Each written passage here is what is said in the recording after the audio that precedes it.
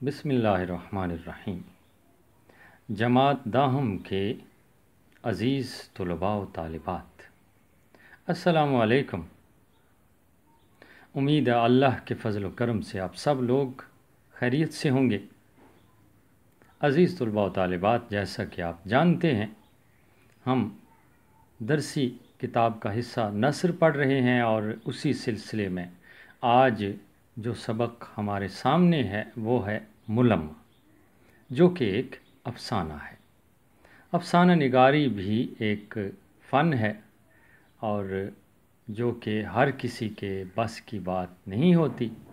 ملمہ کی مصنفہ ہاجرہ مسرور خاصا کمال رکھتی ہیں افسانہ نگاری میں، اور معاشرتی مسائل اور معاشرتی برائیوں کو، خامیوں کو سامنے لے کر آتی ہیں۔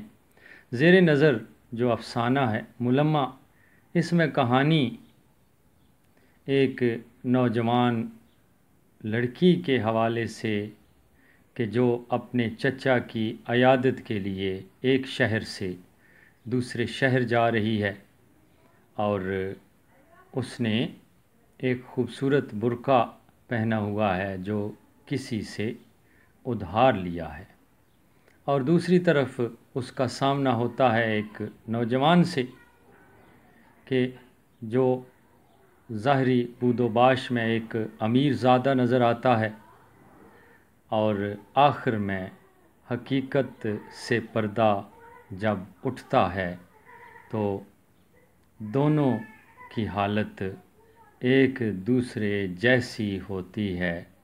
ملمہ کا لفظی مطلب ہے اوپر والی تہ، اور اگر غور کیا جائے تو مفہوم اس کا کچھ یوں بنتا ہے کہ ظاہری طور پر کچھ نظر آنا اور باطن میں کچھ اور ہونا۔ یہ ساری کہانی ہے، بڑی خوبصورتی سے بیان کیا ہے ہاجرہ مسرور نے۔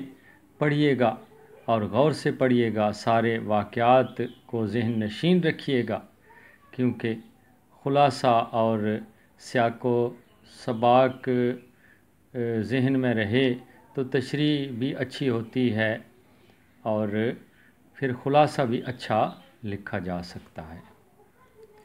تو عزیز طلباء و طالبات، فی الحال ہم دیکھتے ہیں مصنفہ کا تعارف۔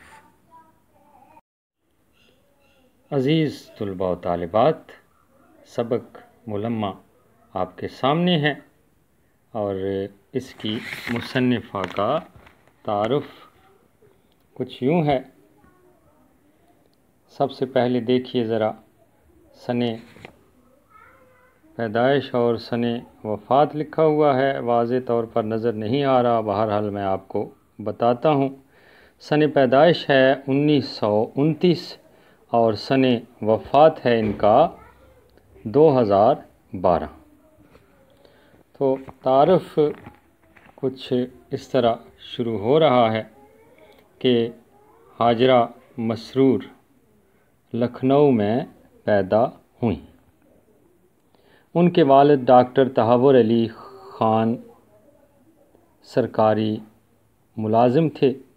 تو یہاں پر آپ نے لکھنا ہے ان کے والد کا نام ڈاکٹر تحور علی خان تھا، ان کے والد کا نام۔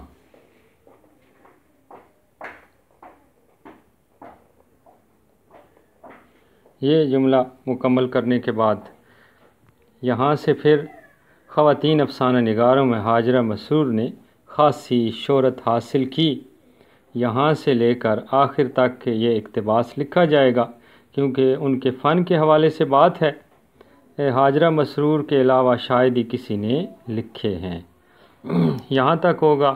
اس کے بعد ان کے متعدد افسانوی مجموعے شائع ہو چکے ہیں، یہاں سے لے کر کراچی میں دفن ہوئیں، کیونکہ یہ سوال بھی کثیر الانتخابی سوالات میں پوچھا جا سکتا ہے، کہاں دفن ہیں اور کس شہر میں پیدا ہوئیں، یہ بھی ذہن نشین ہونے چاہیے۔ عزیز طلباء و طالبات، اس کے ساتھ ہی آپ کا معلم ممتاز گوندل آپ سے اجازت چاہتا ہے۔ انشاءاللہ اگلی رہنمائی کے لیے دوبارہ حاضر ہوں گے، تب تک کے لیے اجازت، اللہ نگہبان۔